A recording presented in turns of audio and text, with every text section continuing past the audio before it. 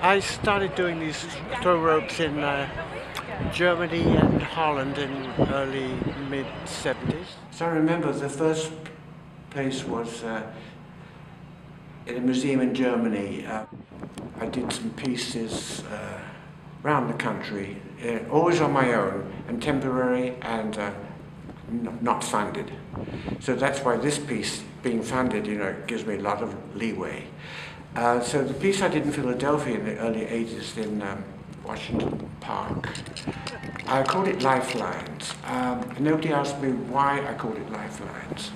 And subconsciously I had been throwing this rope without realizing why I was doing it.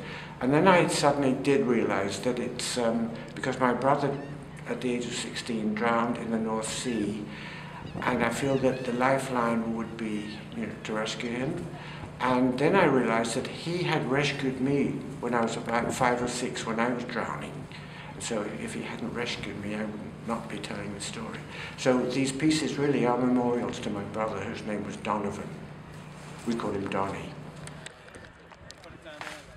I did a couple of pieces. I have a very nice, beautiful, but rather small garden in Provincetown. I did a couple of pieces of my garden, but they didn't really last. The gardener's always changing things around, I've done some pieces in the dunes in Providence. These wonderful dunes where it's just sand and nothing growing. They were temporary too.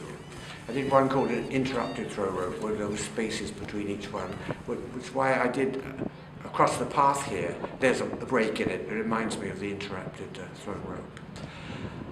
So they're very much to do with nature. I'm very involved in nature and ecology.